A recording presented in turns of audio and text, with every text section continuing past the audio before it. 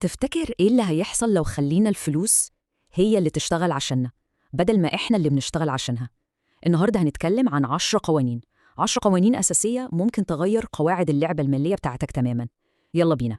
كلنا أو يعني معظمنا اتربينا على جملة واحدة: ذاكر كويس عشان تنجح وتلاقي وظيفة بمرتب كبير. النصيحة دي برغم إن نيتها كويسة، إلا إنها للأسف برمجتنا كلنا على حاجة واحدة بس: إننا نفضل طول حياتنا بنجري ورا الفلوس. والنتيجة إيه؟ النتيجة إننا بنلاقي نفسنا محبوسين في دايرة مقفولة. الساقية بتصحى الصبح تنزل الشغل، ضغط ومواعيد، وآخر الشهر المرتب بينزل عشان يدوبك يغطي الفواتير والالتزامات. والشهر اللي بعده بنعيد نفس الفيلم تاني. الموضوع ده اسمه الرات ريس، وصدقني هو إحساس محبط قوي. بس تخيل معايا كده، لو قلبنا الآية دي، تخيل لو أنت بقيت المدير والفلوس هي الموظف الشاطر اللي شغال عندك، شغال 24 ساعة في اليوم، 7 أيام في الأسبوع، من غير ما يزهق، من غير ما ياخد أجازات. صدقني في لعبة تانية خالص بقواعد مختلفة تماماً عن اللي اتعلمناه. طيب، عشان نعرف نلعب اللعبة الجديدة دي صح، لازم نبدأ من الأساس، لازم نبدأ من أهم حاجة خالص، وهي تغيير عقليتنا. القسم الأول هنتكلم فيه عن تغيير طريقة تفكيرنا تجاه الفلوس. وهنا يجي القانون الأول. الفلوس ممكن تكون أحسن موظف عندك، وفي نفس الوقت ممكن تكون أسوأ سيد. الفكرة كلها في إزاي بنبصلها. لازم نشوف الفلوس كأنها أداة، زي الشاكوش والمسمار، أداة في إيدنا إحنا اللي بنتحكم فيها. لو سبناها هي اللي تتحكم فينا وفي قراراتنا، يبقى إحنا كده بنحكم على نفسنا نفضل عبيد ليها طول العمر. تمام قوي، غيرنا طريقة التفكير. دلوقتي جه وقت الشغل الجد. في القسم التاني هنبدأ نبني الجيش المالي بتاعنا خطوة بخطوة. دي التكتيكات الأساسية اللي مفيش أي غنى عنها. عندنا هنا 3 قوانين أساسية، دول يعتبروا حجر الأساس لأي بناء مالي قوي. أول حاجة وهي القاعدة الذهبية: ادفع لنفسك الأول.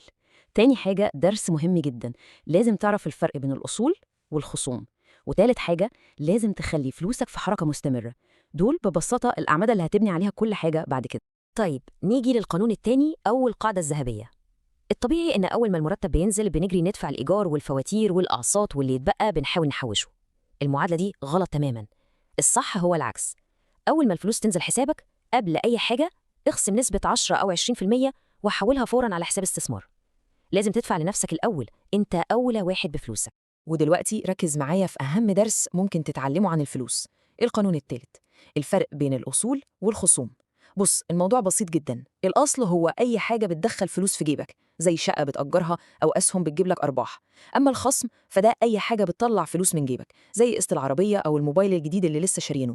اللعبة كلها إننا نفضل نشتري أصول ونتخلص من الخصوم، بس كده. القانون الرابع ممكن يستفز ناس كتير، بس هو حقيقة: الكاش هو عدوك. ليه؟ بسبب وحش صغير اسمه التضخم. التضخم ده عامل زي السوسة اللي بتاكل الخشب، هو بياكل في قيمة فلوسك كل يوم وانت مش حاسس. ال1000 جنيه بتاعت النهاردة مش هتشتري نفس الحاجات اللي كانت بتشتريها من سنة. عشان كده الفلوس اللي ركناها دي بتخسر قيمة. لازم تتحرك، لازم تشتغل. حلوة قوي. كده إحنا بنينا الأساسات القوية. دلوقتي جه الوقت إننا ندوس بنزين شوية. القسم الثالث هو قسم الاستراتيجيات المتقدمة، اللي هتخلي الثروة دي تنمو بشكل أسرع بكتير. يلا بينا نشوف إزاي. هنا هنتكلم عن 3 قوانين للنمو السريع. القانون الأول: إزاي تخلي أرباحك تجيب أرباح. القانون التاني: إزاي تحمي نفسك وما تخسرش كل حاجة. والقانون التالت: ليه المخاطرة المحسوبة هي أقصر طريق للثروة. نيجي بقى للقانون الخامس: ما تاكلش ولاد فلوسك. يعني إيه الكلام ده؟ يعني لما استثماراتك اللي هي فلوسك تبدأ تخلف وتجيب أرباح، اوعى تاخد الأرباح دي وتصرفها، لأ، خد الولاد دول ورجعهم يشتغلوا مع أبوهم. دي هي قوة الفايدة المركبة أو العائد التراكمي، هي دي اللي بتعمل المعجزات على المدى الطويل. القانون السادس هو حزام الأمان بتاعك في عالم الاستثمار. بيقولك إيه؟ ما تحطش البيض كله في سلة واحدة. يعني ببساطة لازم تنوع. ما ينفعش تحط كل فلوسك في حاجة واحدة بس، حتى لو شايفها فرصة العمر. لازم توزع المخاطر، شوية في الذهب، شوية في الأسهم، شوية في العقارات، وهكذا، عشان لو سلة وقعت الباقي يفضل سليم. القانون السابع بيخوف ناس كتير، بس هو أساسي: اللي بيخاف من العفريت بيطلع له. مفيش ثروة كبيرة اتعملت من غير ما صاحبها ياخد مخاطرة. طبعاً مش بنتكلم عن تهور ورمي فلوس، لا، بنتكلم عن مخاطرة محسوبة مدروسة. لو فضلت تدور على الأمان بنسبة 100% هتفضل عايش حياة عادية جداً. المكسب الكبير بيجي معاه مخاطرة. ودلوقتي وصلنا للقسم الأخير، وده يمكن أهم قسم فيهم كلهم. دي القوانين اللي بتضمن إن النجاح ده يستمر، إن الثروة دي ما تكونش مجرد ضربة حظ وتضيع.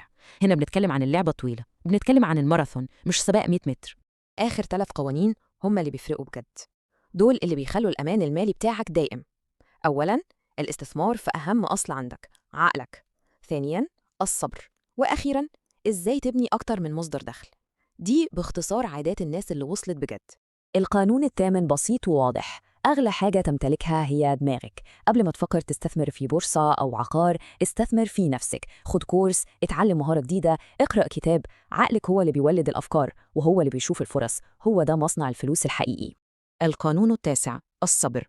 بناء الثروة عامل بالظبط زي ما تكون بتزرع شجرة، بتزرع البذرة وتسقيها كل يوم وتستنى. مش فتصحي تاني يوم تلاقيها بقت شجرة مثمرة. الموضوع بياخد وقت. أكبر غلطة ممكن نعملها هي الاستعجال، إننا نكون عايزين كل حاجة بسرعة. قوانين الطبيعة وقوانين المال بتحترم الوقت. افتكر دايماً، ده ماراثون مش سباق سرعة. وأخيراً القانون العاشر، شبكة الأمان الحقيقية. الاعتماد على مصدر دخل واحد اللي هو المرتب، ده يعتبر من أخطر الحاجات اللي ممكن تعملها في حياتك المالية. الأمان بجد بيجي لما يكون عندك أكتر من حنفية بتنزل فلوس، مرتبك، شغل جانبي، أرباح من استثمار، أي حاجة. كل ما عدد الحنفيات دي يزيد، كل ما أمانك يزيد. يعني في النهاية الهدف من كل الكلام ده إيه؟ الهدف هو إننا نغير المعادلة، نتحول من شخص بيطارد الفلوس وبيجري وراها لشخص الفلوس هي اللي بتطارده، هي اللي بتدور عليه عشان تشتغل عنده وتكتر. ودلوقتي السؤال المهم لي، إيه هو القانون اللي هتبدأ تطبقه من النهاردة؟ مش لازم ال10 كلهم مرة واحدة. اختار قانون واحد بس وابدأ بيه. صدقني، مستقبلك المالي هيشكرك جدا على القرار ده. اشترك في قناة قرشين لو عايز تتعلم أكتر عن الفلوس.